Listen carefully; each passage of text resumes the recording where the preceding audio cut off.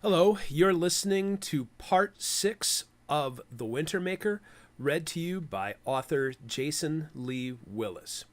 Chapter 22, Guardian of the Knife, Turtle Island State Park, September 1st, 1961.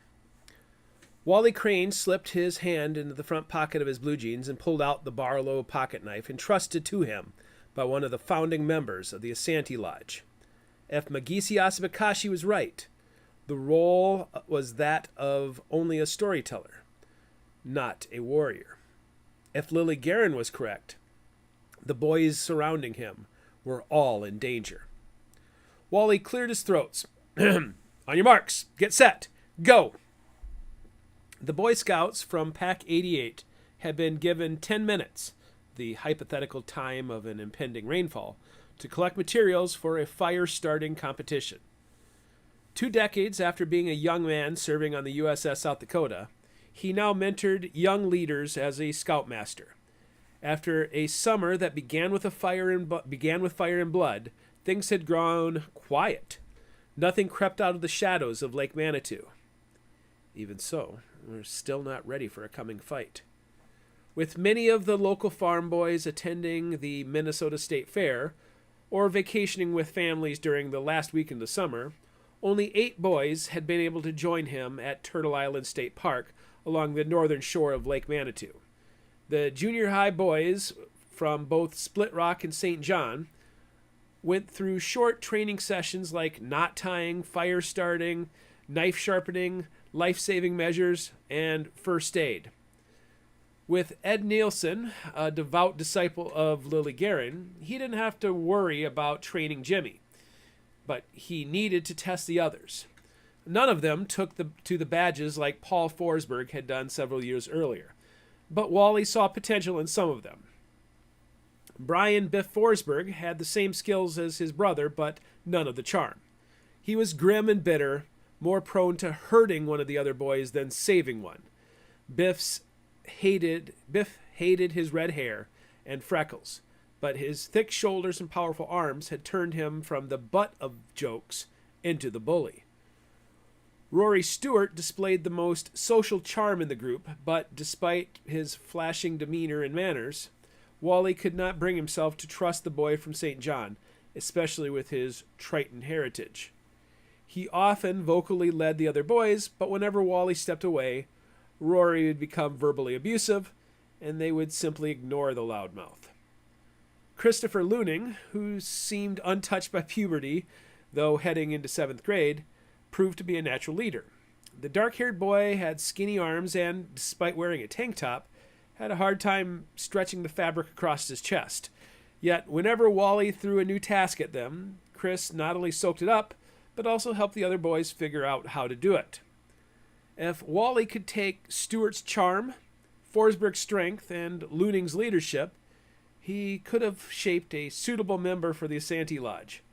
But by the time he took out the packets of marshmallows, he knew it would be years before any of the boys were ready for the mantle of leadership or inclusion in the Asante Lodge. After watching the boys compete to start a fire with flint and steel, Wally kicked his feet up on a rock as he sat on a big maple stump. His job as pack leader was finished, but his role as a guardian was just beginning. Jimmy Nielsen, Ed's only son, won the competition and had a blazing fire going while the others were still producing smoke. When Wally produced the marshmallows, graham crackers, and chocolate bars, the boys, all except Biff, abandoned their failed fires to stuff their bellies. Wally kept a guard over the supplies until an orange flame illuminated the slight smile on Biff's face. Some, like Chris Looning, were so tuckered by the activities of the day that they were sound asleep by the time Wally finished telling his basic ghost stories. For a while, the boys tried, and failed, to tell their own horror fests, but they mostly ripped off B-movie plots. Wally's second round of tales shifted to Tales of the Haunted Valley, which featured gruesome Indian ghost stories he'd read when he was a boy. By midnight, the embers of the fire radiated heat, and the logs set on it would blaze up faster than a new story. When only Jimmy, Biff, and Rory remained, he knew it was time to tell stories about Lake Manitou. Do you boys know why this place is called Lake Manitou? Jimmy jumped to answer. Yeah, there's a big water serpent like the Loch Ness Monster that lives in an underwater cave somewhere at the bottom of the lake. It's probably a plesiosaur. You think there's a dinosaur living in the lake? Biff mocked. I heard Manitou means spirit, Rory commented. So Lake Manitou means Spirit Lake. Wally nodded. Manitou is a Chippewa word, and Rory's right. It does mean spirit. But the Dakota who lived here before the Chippewa didn't call it Spirit Lake. Instead, they called it Winagiata, which means place of souls. He studied them. What does that tell you? I thought the Manitou was some sort of horned serpent, Jimmy defended. Rory jumped on the point Wally was making. It means both of them thought it was haunted. Right. Now, you guys know the name Joseph Nicolet? Yeah, the Nicolet Dam, Rory again answered. He was an explorer, Biff softly followed. Wally continued, whittling a stick as he spoke. A long time ago, a Chippewa holy man by the name of Shagobay, along with his son Nanaconan, led Joseph Nicolet's expedition up Canaranzi Creek. The one by Carousel Park, Rory interrupted. What does Canaranzi mean? Biff asked. I'm not sure what Canaranzi means. Anyway, old Shagobay led Nicolet up the creek and into the lake. But he warned the scientists and members of the expedition to not touch any of the water lilies or they would risk waking the evil spirit that lived here. On his map of Minnesota, Joseph Nicolet called this place Lake Manitou. Before it became the Nicolet Dam, the place was called Nicolet Rapids. Why? Biff asked. Before Wally answered, he made a mental note that while the Forsberg boy was a brute, he did not follow orders like his older brother, Biff was naturally inquisitive.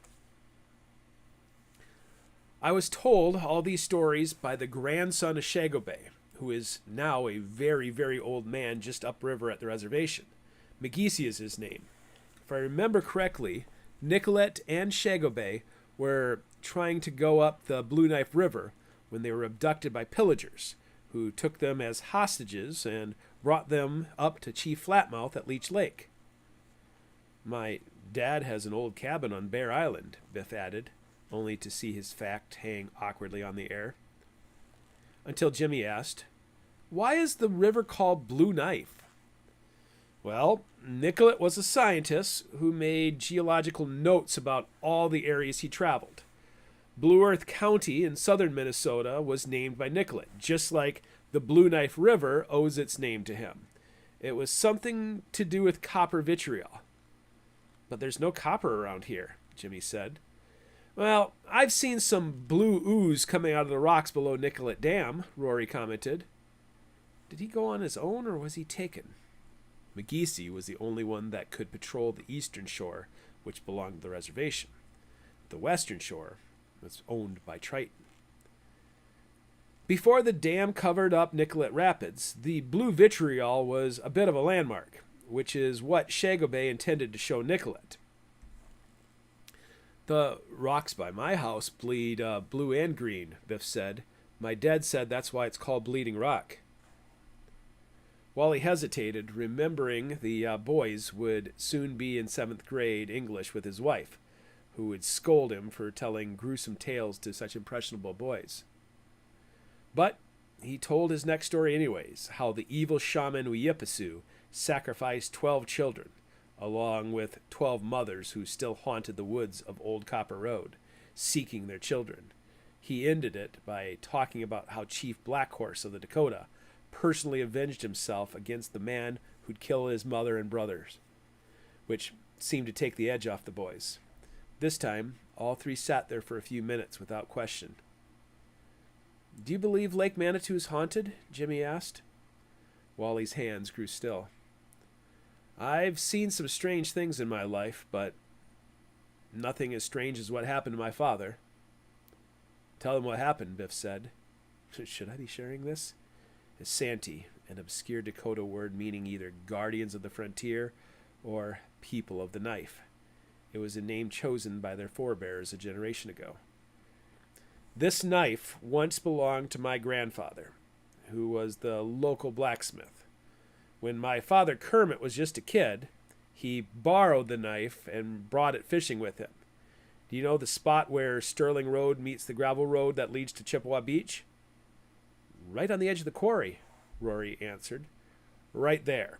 He had a spot in the reeds where he'd fish, and apparently the fishing was either so good or so bad that he stayed too late, and it grew dark. Dark enough that he forgot the knife on a rock. Each morning, before he went about his daily chores, my grandfather would take his knife from the bathroom counter and slip it into his pocket. So after my father realized this error, he chose to return to Lake Manitou rather than risk the wrath of Grandpa Leroy. I bet Grandpa Leroy could spank pretty hard. I bet he used the belt, Biff added. My father wasn't taking any chances, and he walked the 2 miles back to his fishing spot in the dark and found the knife right where he'd left it. But then he heard singing. Dang, Rory said. Was it the Indian women? No, he heard the voices of men singing. And when he investigated, he saw a circle of flames out on the rock field where Haggard Quarry is now. While he couldn't see any faces, he knew they were performing some sort of ritual. Before he could do anything else, the Manitou reached out from the lake and grabbed him from behind. There were no questions or comments. What the Manitou didn't know was that my father had armed himself with this knife. He stabbed the monster, which let him go, allowing him to run home to safety. What if he stabbed one of the guys doing the ritual? Biff suggested. When he returned home, covered in blood, my father told his family what had happened, and my grandfather thought the same thing you thought, Biff, but no one showed up the next morning with a knife wound, nor did anyone talk about an assault. To this day, my Uncle Monty claims it is all true. Then Wally sent the 3 boys to their tent. He now stared at the fire, holding the Barlow knife, and wondering if he'd have the courage to face the darkness. Long ago, Lily Weber stood on Turtle Island with the Asante Lodge and used her magic to save her brother. Having just battled the Manitou, she knew the immortal creature would outlast her, so she created a spiritual alliance to fight the evil. Father Gene Guerin, having witnessed the failed resurrection of the Wintermaker, stood at her side with the others, Bjorn Forsberg, Albert Fisher, Farrell Looning, Martin Nielsen, and Kermit Crane, becoming the Asante Lodge, together with Fawn Chevril, Blackfish Labiche, Pierre Leduc, and Superintendent White Wolf, all participated in a ceremony that saved the life of a very young Magisi Asabakashi.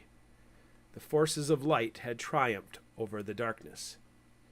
60 years later, Wally knew the mantle of leadership had fallen to him, even though he'd never seen a horned serpent, Tokpai, or even one of the Jibe ghosts that reportedly haunted the water. Now he, Ed Nielsen, Norval Riel, Marlon Looning, and original member Albert Fisher had to get organized without being at full strength, with Lily in the hospital, Chuck Looning in Georgia, and Paul Forsberg stationed in Germany. Kermit Crane, Bjorn Forsberg, and Albert Fisher had been boys when they battled the Manitou. Lily hadn't been much older. Wally wondered if battling monsters was best left to the youth, like Biff, Rory, Jimmy, and Chris. Wally rose from his spot beside the campfire and slipped into his hammock a few feet away. Chapter 23, Hunting Ghosts. Turtle Island State Park, September 1st, 1961. Jimmy Nielsen woke in his tent and upon hearing Wally Crane snoring, walked down to the empty dock. He stared out at Lake Manitou as if trying to solve a puzzle. Jimmy then walked back to his tent and nudged awake his best friend, Brian Forsberg, as well as Rory Stewart. "I call bullshit," he whispered, so only those in the tent could hear him. I'm sleeping, Rory said in protest. Fess up then. I'm not lying, Rory said slightly louder. It's there, I swear. I call bullshit. Prove it. Now? Rory whined. It's the middle of the night. Exactly. Everyone is asleep. No one will see us.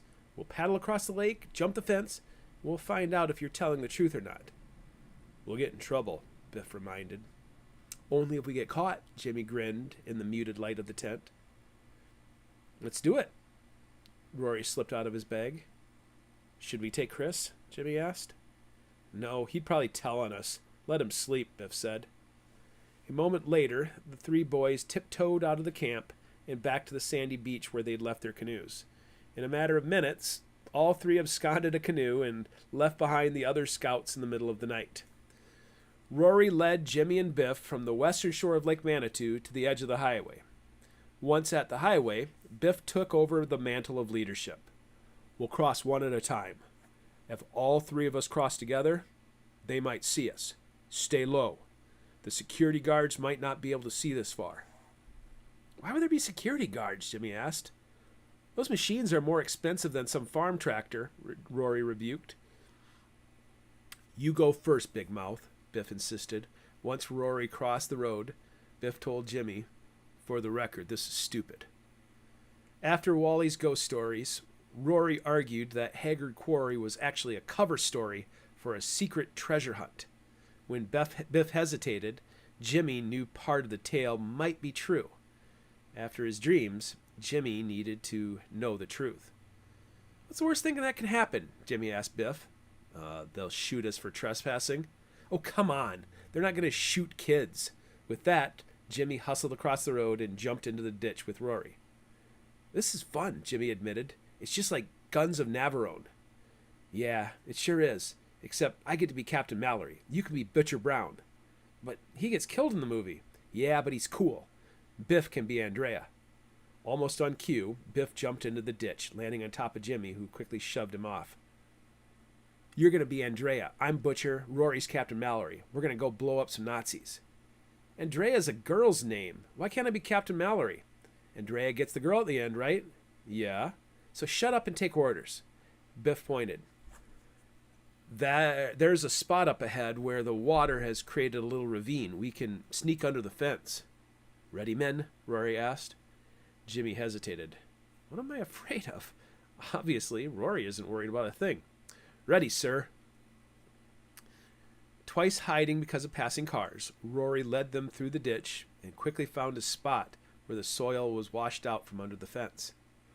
Although not the official officer, Biff again took charge. Okay, now be careful because it's almost a 200-foot drop to the bottom of the quarry. This side is pretty steep. Watch your feet and don't say a word because the quarry will echo the smallest noise. There's a ridge about 10 feet up from the lip of the quarry. That'll lead us to the area where we can get deeper. If one of us slips and falls, we'll die, Rory protested. The ridge is 10 feet wide. They drive trucks on it. Just keep your hands on the wall and you'll be fine. When the boys reached the lip, they formed a precarious human chain that linked each other over the 10-foot drop-off onto the first ledge. Even in darkness, the scope of the quarry was breathtaking. The pink quartzite quarry extended for hundreds of yards in all directions. On the far western edge, the quarry flattened for the trucks and machines to extract the quartz, but on the end closest to the lake, the walls were almost sheer. Once they walked around the side of the quarry, they came to where years of digging had created a series of giant-sized steps. Quickly, they learned how to scale down the sides from one step to the next. Why does it feel like we're crawling into an open grave? When they reached 40 feet from the bottom of the quarry, Biff stumbled, sending a shower of quartz gravel over the side of the next step. Get down, Rory quickly ordered, and the boys dropped to their bellies. Rory shimmied over to the corner, followed by Jimmy and Biff. True to Rory's prediction, a floodlight came from the top of the quarry, shone light into the bottom. It panned across the floor and stopped at the wall. It was then that Jimmy saw the tin shed that Rory and Biff discussed. With the spotlight over their heads, its scan left them in the shadows. But on the western side, a man with a flashlight appeared in the darkness. He walked toward the center of the quarry and then flipped a panel of lights that illuminated the floor. The security guard had a shotgun over his shoulder. Earlier in the tent, Rory had insisted that the park had armed guards. His father had told him that Nazi spies had shown up once before World War II, and that since then, the quarry had been guarded. Having lights on all night would create suspicion, Rory had whispered to Jimmy. That's why they keep it dark and use spotlights when only needed. Now Jimmy believed part of the story. For 10 minutes, the lights remained on while Biff muttered profanities. Rory insisted on waiting another 10 minutes before moving from their spots. It took considerable verbal coaxing to get Biff to leave. When the boys believed the coast was clear, they finished their descent to the bottom of the pit. Dodging between heavy equipment and rock piles, the boys steadily made their way to the tin shed on the far side of the quarry. Before they could make it, the spotlight turned on and cast a beam 30 yards behind them. The boys split in two directions. Brian and Rory ran left to some equipment, but Jimmy sprinted straight ahead and threw himself into the shadows behind the tin shed. Both Rory and Biff stood a chance with the security guard. Biff had worked for the quarry all summer, and Rory was the nephew of its owner. Jimmy knew getting caught would mean his father's belt on his backside. The spotlight stayed on the big bulldozer, trapping Rory and Biff in its shadows. As soon as the floodlights were turned on, Rory stood up and walked out. To Jimmy's horror, he heard the shotgun load. "Biff, be careful." He pressed into the darkest shadows formed by the tin building and the edge of the wall. Although just a few inches wide, a gap existed between the straight back wall of the shed and irregular face of the quarry wall.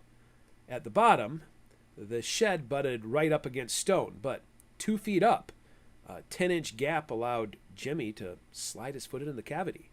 And with a shimmy of his hips, his torso followed.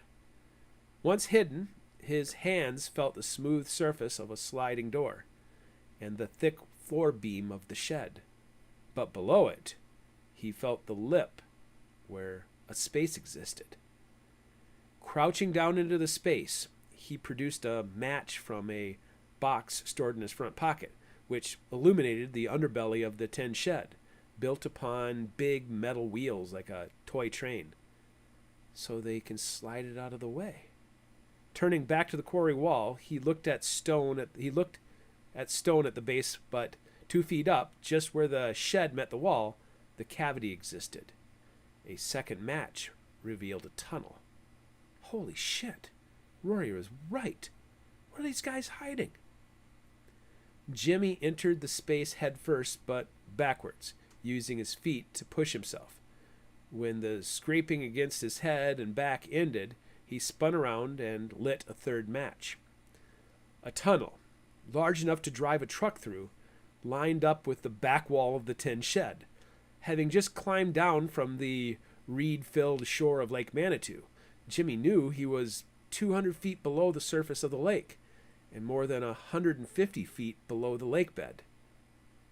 Steel tracks ran east from the opening at the quarry to a place where a chain-link gate filled the tunnel from top to bottom. The posts were cut and cemented right into the stone. If he'd had a wire cutter, he could have cut right through the flimsy defense. Biff's theory about curling stones now sounded pretty lame. And Nazis? During his World War II phase, in which he tried to understand the bitter adult men in his life, Jimmy read all about Heinrich Himmler and Dietrich Eckart and their occult obsessions. But what would Nazis want with Native American legends? Jimmy stood and began walking between the rail tracks. By his 6th match, he had his face pressed against the fencing. Biff's theory suddenly held water.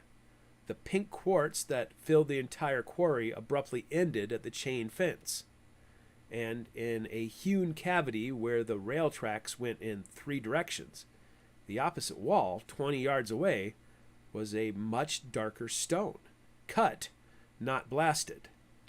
The tools left it almost smooth, even though Jimmy couldn't run his hand over the curve.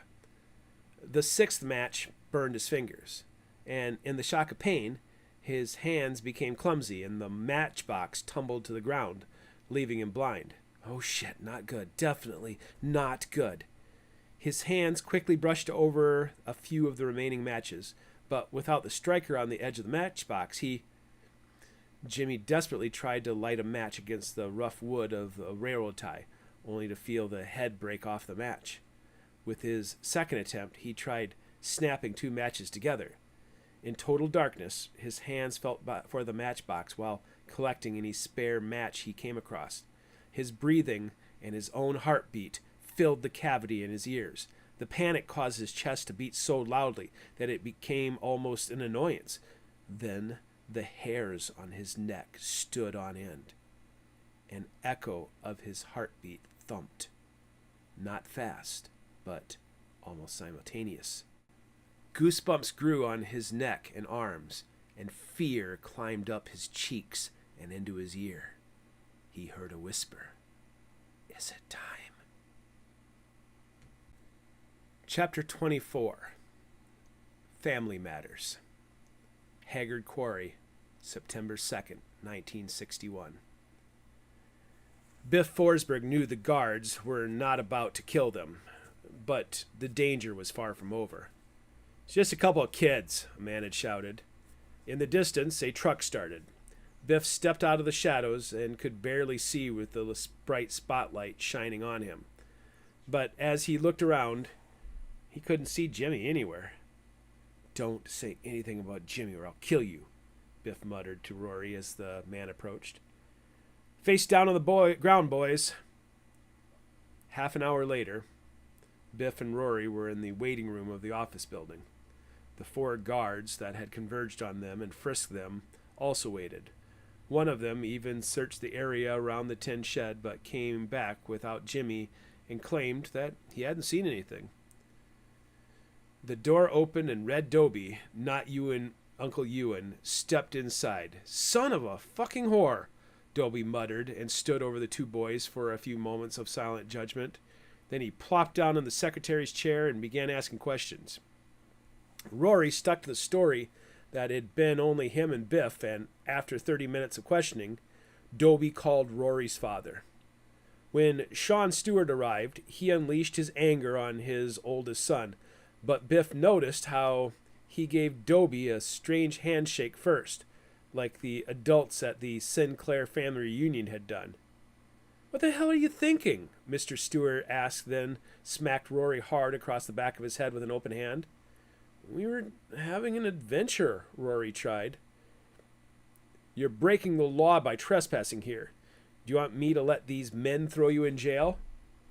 Rory shook his head and glanced at Biff. Aren't you supposed to be camping right now? Both boys nodded. Did Forsberg put you up to this?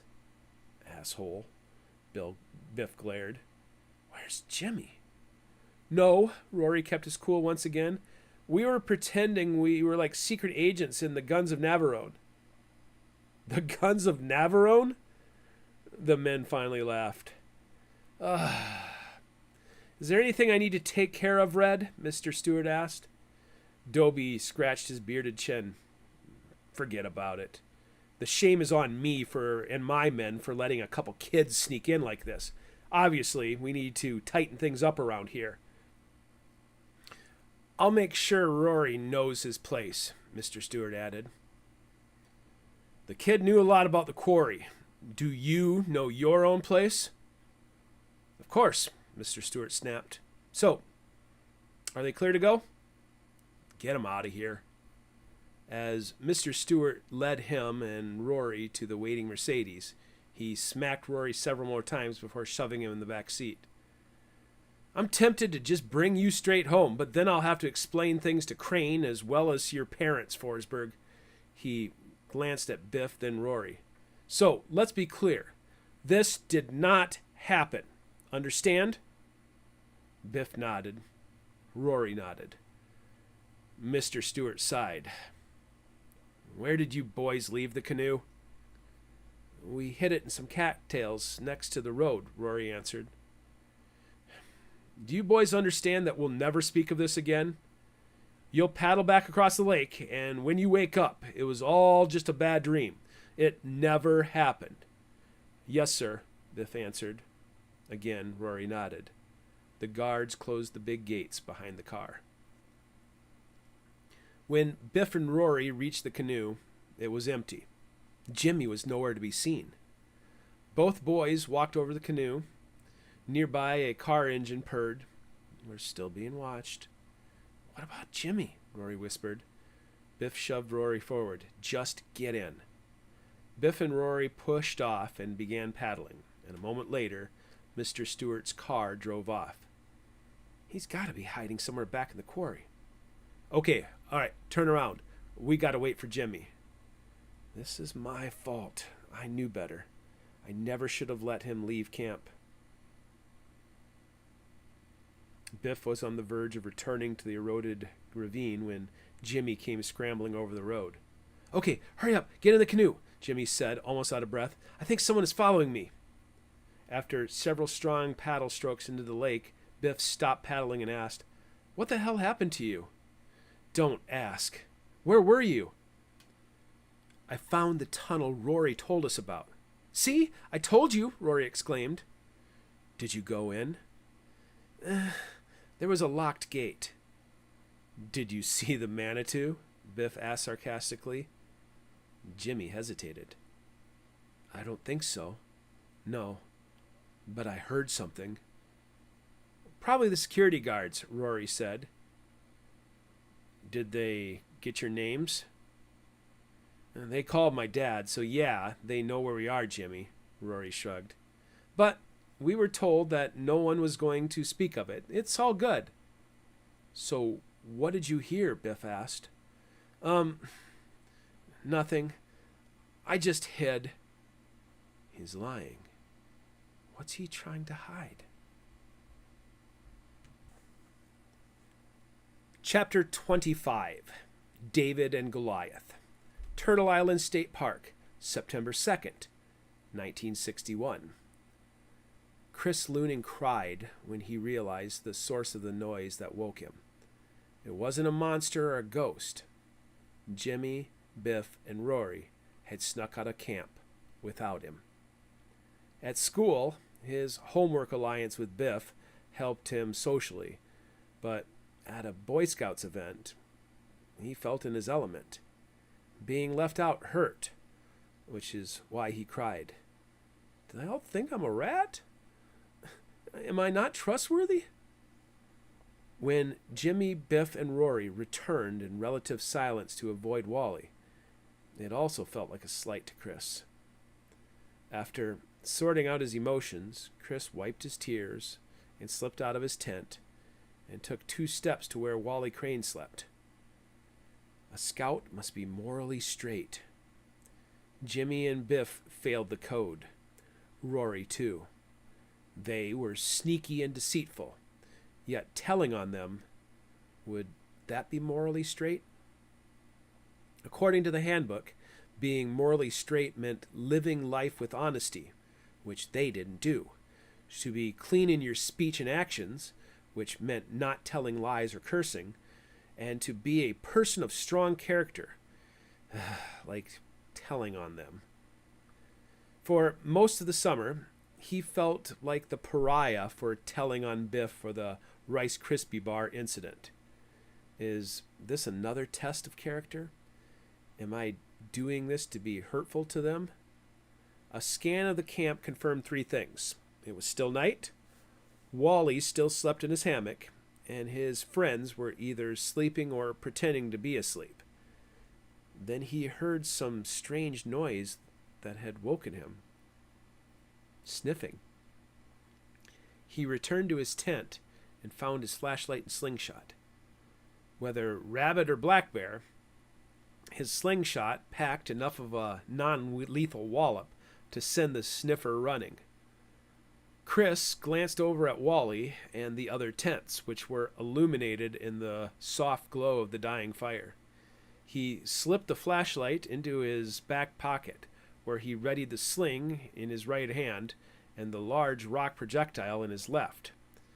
After the sniffing came from the darkness formed between his tent and a large tree on the edge of camp. He took 4 steady steps around the tent to peer into the darkness. Chris pulled the elastic rubber all the way to his ear, but then released it without firing the shot. He bent down and picked up 2 more stones in case he missed with the first. He put the stones in his mouth, holding them in each cheek, then turned his gaze to the darkness. When he heard sniffing and a shuffle of feet, he let the rock go, and the twang of the slingshot echoed loudly. He heard a ricochet on the ground, but a shadowy form bolted from the darkness, heading toward the lake. Chris quickly loaded, aimed, and fired at a distance of only 15 yards. The second rock hit the animal squarely in the side, producing a strange rattle instead of a thump. Quills, Chris quickly realized, and spit the third rock into his waiting fingertips. By the time he took aim again, his theory was confirmed. From the small head to the humped back, the shape of a stunned porcupine could be seen in the starlight. Chris wanted to call out to Wally and the others, but that might scare the poor porcupine and only leave him with a story no one else would believe. A headshot, however. A moment before Chris was about to release the stone, the porcupine turned towards him and stood up on 2 legs. A pair of skinny arms with long fingers extended from the quill-covered torso. "Will it be you?" the creature asked him. "Your blood would taste as sweet as any of the others. Come down to the lake with me." The rock and the leather cradle of the sling vanished from his fingers, and in a heartbeat it traveled from his hand all the way to the creature's forehead, with no effect. Chris gasped, out of ammunition. He bent low to the ground to find another rock, but as soon as he took his eyes off the creature, it rushed right at him. He raised his forearm to shield the brunt of the charge, but just before impact, a dark shape swooped down from the sky. In a rustle of feathers, the porcupine man retreated for the water, galloping upon its long arms and short legs. Another dark creature had taken its place. The beady eyes of a big raven studied him for a moment. Chris let go of the rock at his fingertips. A guttural click came from the raven's throat. Then 2 distinct human syllables followed. "Found you." Chris spun his head to find Wally, who remained sleeping. He turned to his friend's tent. Nothing. Even the tent behind him remained silent. "Found me?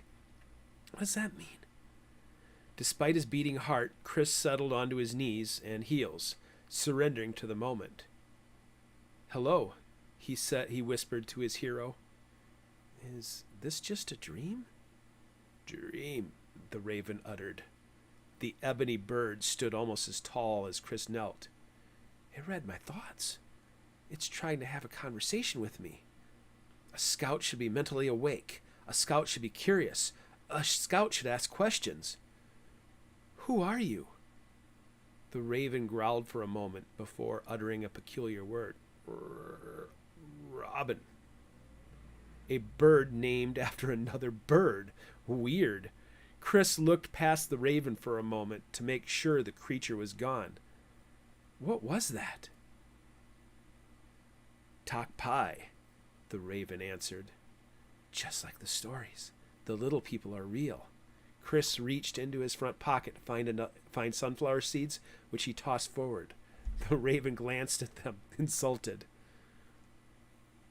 "Why are you here?" "Help," the raven answered. "Be prepared."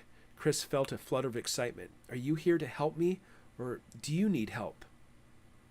"Help," the raven answered again. "Show me what you need. Show me how to help." The ebony bird struck the ground with such force that Chris felt the impact in his knees. Again and again, the bird struck, producing a crack in the ground that began to spread. A chasm to the underworld opened, and Chris had to step away. Like shattering ice, the earth broke apart, swallowing his tent, the tent with Jimmy and Biff, and even the trees that held Wally's hammock. A rumble filled the air, and then, when Chris looked toward the Blue Knife River, a wall of water came rushing at him. It lifted Chris into its embrace, and he felt his body being carried into Lake Manitou, tumbling and spinning as if he was in his mother's washing machine. His dream changed Lake Manitou into a big bathtub, with all the water leaving through a single drain that made a strange sucking noise as a vortex formed. He found himself spinning, spinning, spinning. His hands grabbed hold of something, a rock in the middle of the vortex. His hands began to clasp it in a desperate hug, and desperate his torso and legs were being caught in the current. He moved his head and shoulders out of the water. Chris! Chris, hold on! Grandpa Albert stood on the shore, frantically waving. The raven swept down from the air, landing upon the stone that Chris clung to.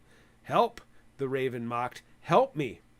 It needs my help. It wants me to help it. What do you need me to do? The ungainly fowl turned his head before answering. Let go. But Chris couldn't let go. Letting go meant certain death. On the other shore, a man wearing a black slouch hat, deerskin pants, an unbuttoned denim shirt, and leather boots held a pistol, which he pointed to the raven and fired a shot. Blood came oozing out of the raven's breast muscle. Bastard, the man muttered and turned to face Chris. That's how you deal with bullies, son. Chris woke in his tent with a gasp, prompting the others in the tent to shift and grumble. Dawn had arrived, and outside, a raven croaked. Chapter 26. A Sticky Start. Old Copper Road, September 5th, 1961. For the first time all summer, Nicole Guerin woke before the ravens. By the first caw of the morning, she was sitting in front of her repainted vanity and inspecting her attire. Nicole, now Nikki in her mind, had a reputation to establish, after all. She adjusted her brown headband that matched her shoes. Unlike at Turtle Island Jesuit School, her hair was now cut in a bob that floated just above her shoulders. A year ago, she would have simply pulled it into a ponytail, letting loose strands end where they wanted. Next, she inspected her outfit. A plaid skirt crisscrossed with yellows and browns, and a turquoise sweater jacket worn over a light blue blouse. At TI, she'd been an aloof, slovenly nerd who looked down at all of her less talented classmates. Now, I'll be fun. Now, more showing off. Her golden beige skin tone could easily be the result of a successful summer of sunbathing, but Nikki knew that to the kids at Split Rock High School, she'd be a wild Injun. At Turtle Island Jesuit School, she'd seen scholarship winners from all over the United States and Canada go running home to their reservations in tears because of treatment from returning students. As a freshman, she'd even joined in the cruel sport of bullying. Smiles today, knives will be out by Friday. An argument in the tree outside of her window continued until one of the ravens flew off, followed by another, leaving a solitary bird to stare back at her from his perch. Here goes nothing. Nikki collected her packed school bag, turned off her light, and bounced down the stairs to the kitchen, where she received 3 distinct reactions. Her mother gasped, then clasped her hands at her chest and smiled broadly. Her father furrowed his brow, shook his head in silent condemnation, and immediately sipped his coffee. Cameron opened his mouth widely at first, and then asked, "Are you wearing makeup?" "Of course," Nikki said, stopping at the table to pick up a poured glass of orange juice. "Remember what we agreed upon, Cam?" Cameron chuckled as her father muttered, "Ashamed of who we are?" "I'm a realist, Dad. Those kids at Split Rock will look for any reason they can to hate me and torment me. It's bad enough that I'm mixed blood, poor, and the new girl, but if they find out my brother is the new custodian, I'll stand no chance at all," she huffed. "And why am I going through all this turmoil?" A music scholarship, her mother answered. Nicky nodded. Let me fight my battles the way I know, Dad. While you were out waging war with your new friends last night, we got a phone call from the hospital. They've taken Grandma Lily off the respirator. She's breathing on her own now, and in a few days, her voice should be strong enough to speak. Oh, thank God, that's wonderful. For most of the summer, Lily was unresponsive, struggling just to take a breath as her body grew weaker and weaker. In August, her lungs finally began to fight back against the damage inflicted in the house fire. It's almost a miracle. But somehow the thought of her grandmother returning to live with them filled her with dread. Duty and responsibility could spoil her future plans. This rattled Nicky, shaking her confidence before she headed off to school. Her mother motioned at the table. Sit down, eat. I don't want to spill anything or have seeds stuck in my teeth for the first day of school. Gavin is picking me up on his way to football practice, so I don't have to ride the bus. I'm going to wait out on the steps. Gavin McPherson's test was about to begin. As the only witness to the nefarious accident involving Grandma Lily, his sincerity lacked reproach. Over the past few months, Nicky had encouraged their relationship, which involved kissing and touching above the waist. But hands needed to remain out of the clothing at all times. Her virtue intact, she now needed him to help secure her reputation. The way he talked about her to his friends would matter. The way his friends reacted to her would matter. So far, she felt genuine feelings for him, but it could all turn on a dime if he felt social pressure in dating an Injun. It made Nicky's stomach a bundle of knots just contemplating it. But when he pulled up to the house, she played the part. She hopped in his truck, pecked him on the cheek, and let the conversation be all about him. In minutes, they transitioned from Old Copper Road to busy Market Street. Following World War II, Split Rock, like so many other districts, experienced a population boom, prompting a new school to be built.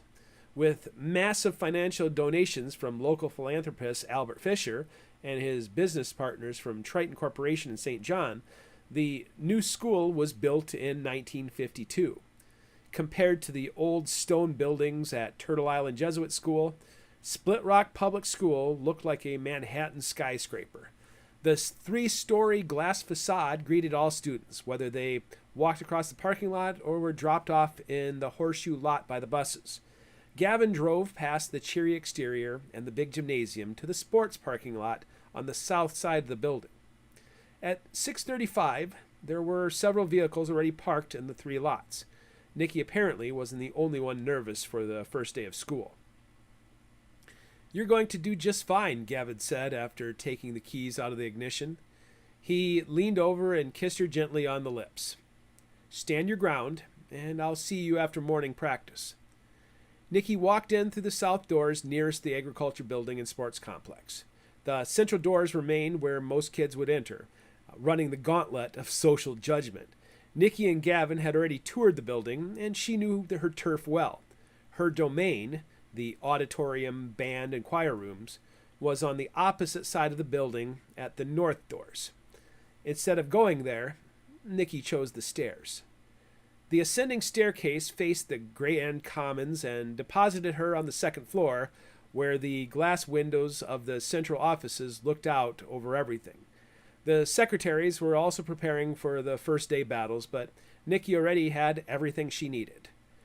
Built on the slopes of the Crow Wing River Valley, Split Rock Public School had a unique feature: skywalks. The main part of the 3-story building stood at the base of the hill that flattened out into the parking lot and sports fields before continuing to downtown and the river. With the elementary rooms built on the first floor, the central offices and middle school on the second floor, the rooms for the high school filled up the third floor, which brought an obvious solution from the architects. From both ends of the library, 40-foot tubes extended like outstretched arms to reach the top of the hill, where a single-story wing had been built. Nicky had done her homework before setting foot in the building. having interviewed Cameron and studied Gavin's 1961 yearbook, she felt ready for her own test. While the north tube was claimed by the freshmen and sophomores, the southern tube, always a bit warmer and sunnier, was claimed by the juniors and seniors. For the past decade, the seniors would line the tube, often sitting against the electric radiator panels as they judged the students who ran the gauntlet between buildings. A senior cheerleader, Alexandra Nielsen, already claimed her spot at the radiators. "Good morning," Nikki said, but didn't slow down or even bother to look at the senior who was higher up on the food chain. The junior sat at the east end of the southern tube, where the glass transitioned to a solid wall. Another claimant already sat against the wall. Nikki recognized her junior classmate. Leslie Christensen was the daughter of the school librarian, which explained her earlier arrival. Nikki confidently sat down 3 spots from the girl, even though both sides of the tube were still open. "Good morning," she said, full of confidence, and without waiting asked, "So what do you have first hour?" Leslie recoiled, a bit stunned, likely by the unexpected change to the social status of the junior class. Every kid knew their first hour. Public speaking with Mrs. Crane? "Ouch, that's a tough way to start the day," Nikki said with raised eyebrows and a nod to show empathy, but not desperation. She immediately opened her bag and began to act busy. "So," Leslie began, "what's your name?" "Nicole Guerin, but my friends call me Nikki. I've got public speaking 5th hour right after lunch. I guess I'm going to have to be nervous the whole day. Anything I need to know about Mrs. Crane?" Well, she's pretty serious about rules, so pay attention," Leslie said, receiving little to no eye contact from Nikki. After just a few moments, she announced, "I think I forgot something." She rose and headed to the eastern wing. "That's right, Leslie. Run to your locker or your mother." Nikki held her ground as more students began to appear. The seniors quickly filled their end of the hallway, but the junior girls, upon seeing Nikki in their assumed place, scurried off to their lockers. Pack by pack, they returned, claiming spots on the opposite wall or further down the hall. Nikki held firm, knowing a half hour of solitude and isolation meant everything. The only affirmation came from an unexpected source, Mrs. Crane. The Cranes and the Guerins were distantly related through the Berg family. Nikki's mother, Hannah Mortensen, had Berg blood and was cousins to Wally Crane, who also had Berg blood. Mrs. Crane, thus, was some sort of second cousin. They'd never spoken, though. The veteran English teacher stopped in her tracks as she passed and loudly declared to any upperclassmen nearby, "You're Nicole Guerin." "Yes, I am. And you're Mrs. Crane, right?" "I am. You're signed up for my public speaking class. When I saw all the names in the roster, I saw your name. And from your transcript, it looks like you are quite a student. I'm looking forward to having you in class, Miss Guerin." It was a cannon shot across the bow. Mrs. Crane helped with both the anonymity and her academic ability. Nikki tried not to smile as the others whispered around them.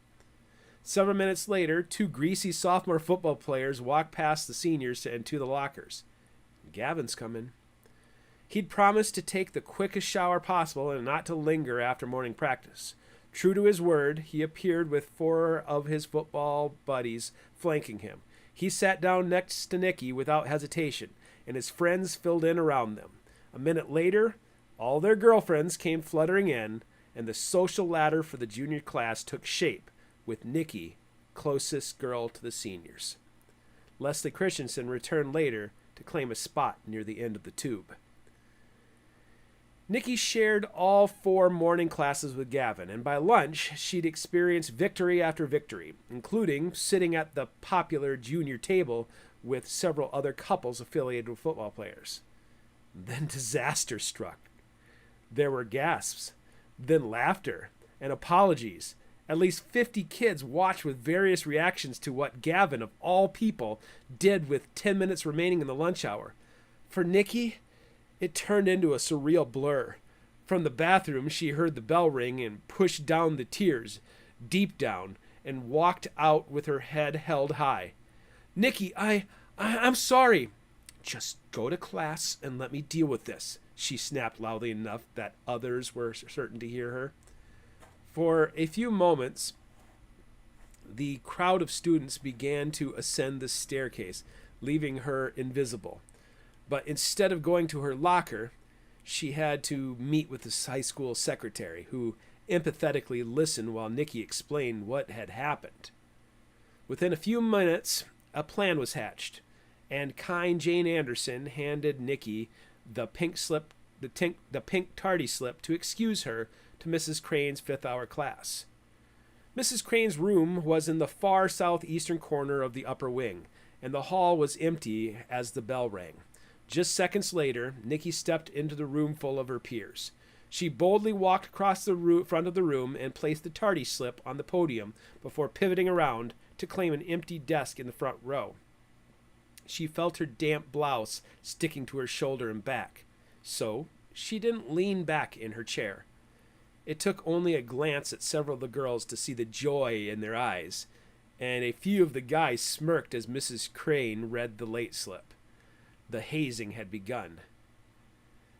Gavin's not going to shelter me this hour, Nikki realized as Mrs. Crane began her introductions. At least he's not here to make matters worse. During the introduction to the course and distribution of materials, Nikki stayed focused, ignoring the nightmare that happened during lunch. When it came time for speeches of introduction, the seas parted to leave Nikki Guerin all by herself for a moment. Mrs. Crane spotted Maurice Williams lingering in a pack of 3 boys. Maurice, I said partners, not trios. You and Nikki can partner up. Maurice was too slow-witted to muster defense stronger than a reluctant sigh, and while Nikki took copious notes, Maurice kept his eyes on the desk more than he looked up. When the timer sounded, Mrs. Crane avoided starting with them, choosing several other pairs before selecting Maurice and Nikki. Eventually, Maurice stood up in front of the podium with Nikki flanking him. So this is Nikki Guerin, and she's kind of new. She was a Tish last year, and Maurice? Mrs. Crane stopped him as a couple chuckles came from the classroom. What? She said it. I did, Mrs. Crane. It's just an acronym. Last year I was a Tish, and now I'm a proud bulldog. Maurice nodded as Nikki defended him. Nikki likes music and reading.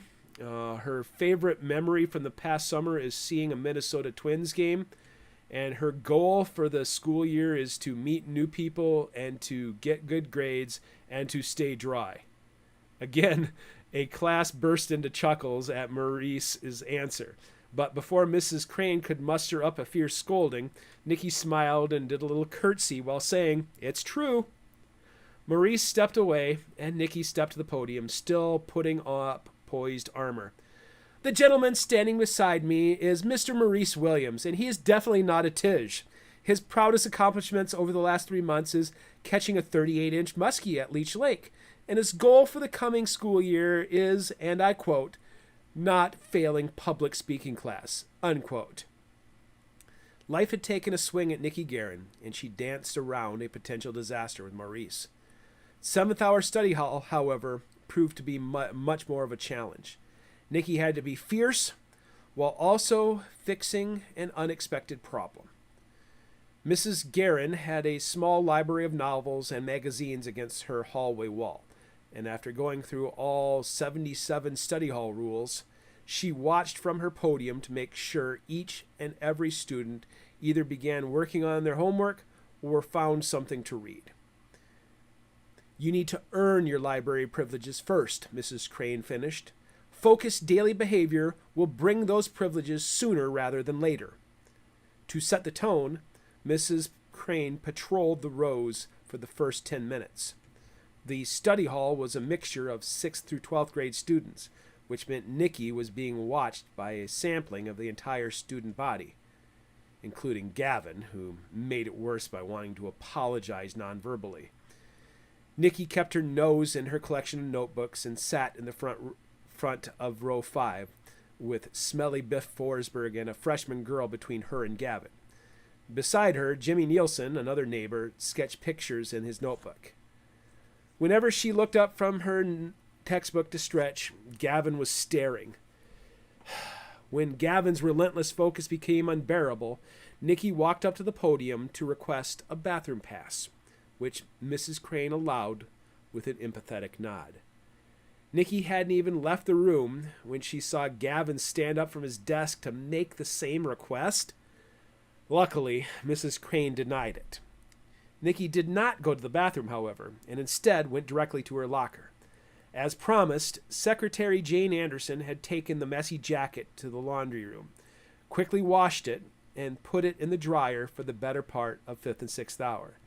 Nikki took the jacket and went to the restroom to redress. When Nikki returned, she once again wore her turquoise sweater jacket and tried to forget what happened at lunch. Gavin, however, held a folded note in the palm of his hand, and when he rose to go to the bathroom, he dropped it on her desk. Nikki left it there. Mrs. Crane saw it also, but she waited until Gavin returned. He eyed it with horror as he returned to his desk without the ability to make it float back up into his hand. A moment later, Mrs. Crane began patrolling the desk again, and as she passed by, she swept the note into her hand. Nikki gave no reaction. Mrs. Crane returned to her podium after the pass, and along with the rest of the class, waited for the hand to reach 3. When the bell finally rang, the students all but jumped out of their desks to bolt toward the door. But Mrs. Crane called out, "Miss Guerin, a word?"